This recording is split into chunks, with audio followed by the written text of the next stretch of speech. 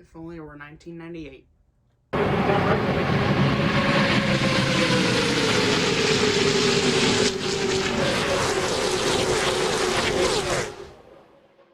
What's going on, ladies and gentlemen? Welcome to episode 2 of the Rowdy Roundup following the 2023 Daytona 500. Today we'll be recapping what happened during the 65th running of the Great American Race, any storylines coming out of it. Let's get into it. Let's start off with pre-race. I didn't watch very much of the pre-race coverage because I was off doing something else, but I did get back in time to see the little greatest lap intro. The graphics were okay, they were a little glitchy, but you could tell it was CG. The 75th anniversary Legends Command featuring current champions and past champions was cool, though it kind of delayed the start a little bit. I'll be honest about that. Now into the race. Early on, Christopher Bell led the first laps. Toyota had led all speed weeks, or speed week as it is now. As per normal, it looks like Toyota goes for race speed rather than qualifying speed because they weren't really present come qualifying on Thursday night, and it kind of worked out for them. Bell comes home in third, though there are no other Toyotas in the top 10. Some early race engine troubles for Eric Almirola and Ty Dillon. Ty Dillon would exit the race with a blown engine, and Eric Almirola would have a gasket issue, though they solved that and he was able to go the rest of the way. Bubba Wallace hit the wall on the back straightaway late in stage 1 after getting a slight tap on the back bumper. Winding up with a bit towing, though he would go on to be a factor towards the end of the race. Keselowski would win stage 1. RFK Racing showed some speed throughout the race, becoming a very big factor towards the end. We'll get into that in a minute. We're all familiar with the racing. Kyle Busch got a speeding penalty about midway through stage 2, though he would rebound and also be a factor towards the end of the race. The first big wreck would occur with about 12 laps to go in stage 2. Larson, Elliott, Blaney, Reddick, Suarez, Jones, Harvick, and Truex Jr. were all involved in this one.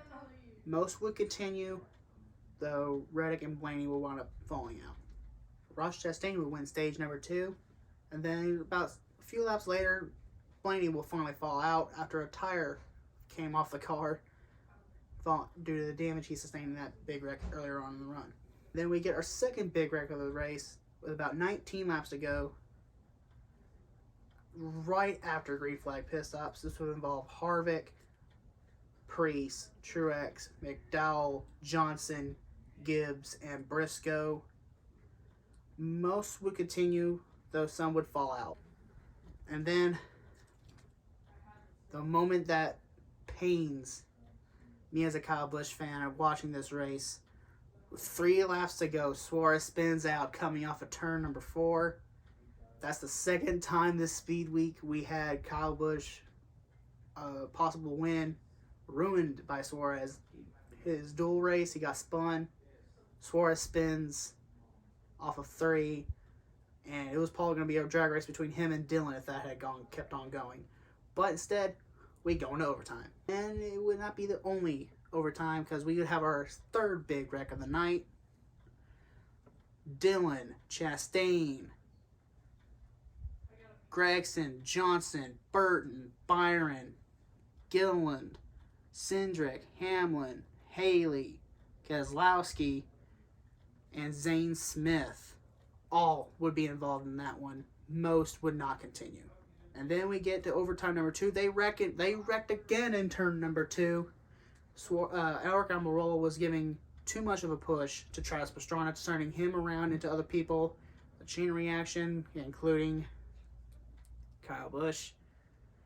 And Ricky Stenhouse Jr. will go on to win the Daytona 500, the longest Daytona 500 in history in terms of time. Go ahead and give a rundown of the top 10. Ricky Stenhouse Jr. comes home with the win. Good start to the season for them. He's automatically locked into the playoffs because this year there is no top 30 rule when it comes to making the playoffs. As long as you're running the full season, you can make the playoffs if you win. Joey Logano comes home second, and Christopher Bell round out the top 3. Like I said, he he continued to stay up front. The only Toyota to finish in the top 10. Chris Buescher would survive the melee toward the end of the race, unlike his boss. Alex Bowman, the pole steer, comes home in a top 5. Allmendinger 6th. Suarez 7th. Blaney. Huh? I guess I was wrong a few minutes ago. Blaney did finish. Imagine that. Ross Chastain will finish 9th, and Riley Herbst, in his Cup Series debut, will finish 10th. Now into a bit of a sudden storyline that popped up this morning.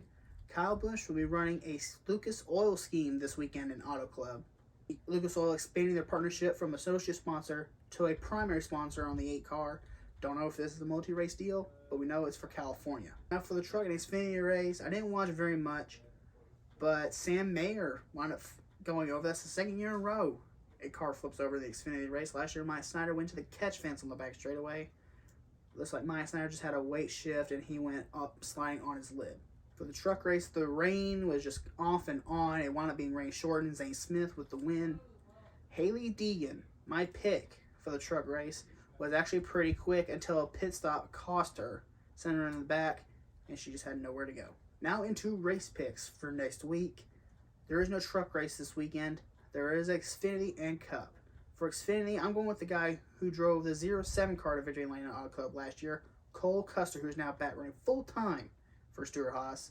You drove the 07, which was a Stewart-Haas prepared car, I do believe. So look for him to be quick again. And now for the Auto Club 400, I'm going to go with the guy who won the race last year, Kyle Larson. He's been great at the two-mile ovals. That's where he won most of his races earlier on in his career. I looked for him to get it done again. Our last topic, I will be going to the Atlanta race in a few weeks.